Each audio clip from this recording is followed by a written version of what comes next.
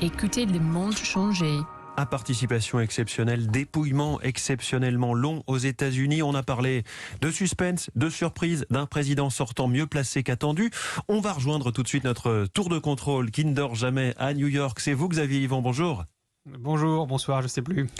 Xavier, le changement d'ambiance total. Hein. Hier, à cette heure-ci, on entendait des partisans de Donald Trump qui commençaient à y croire.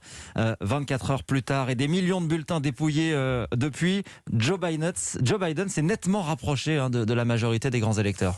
Ah oui, au point d'être aux portes de la Maison-Blanche, il a 264 grands électeurs en comptant l'Arizona que lui attribue l'agence AP qui fait référence.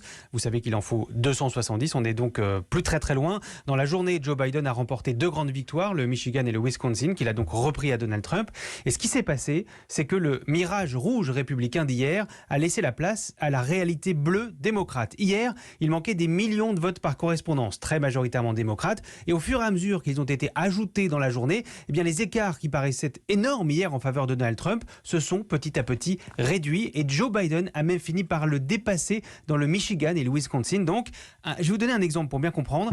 La Géorgie, au moment où on se parlait, nous, il y a 24 heures, Trump avait 370 000 voix d'avance. Là, maintenant, elle n'est plus que de 37 000. Elle a donc été divisée par 10. C'est énorme. La Géorgie n'est pas loin d'avoir terminé. On nous annonce des résultats d'ici 1 heure. Si Joe Biden passe devant Donald Trump en Géorgie, les jeux seront faits. Avec l'Arizona, il deviendra le 46e président des États-Unis.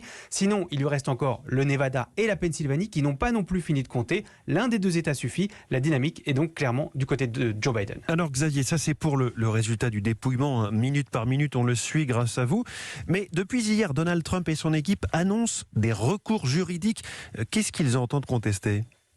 Alors d'abord, il demande un recompte des votes dans le Wisconsin qui a été remporté de 20 000 voix par Joe Biden.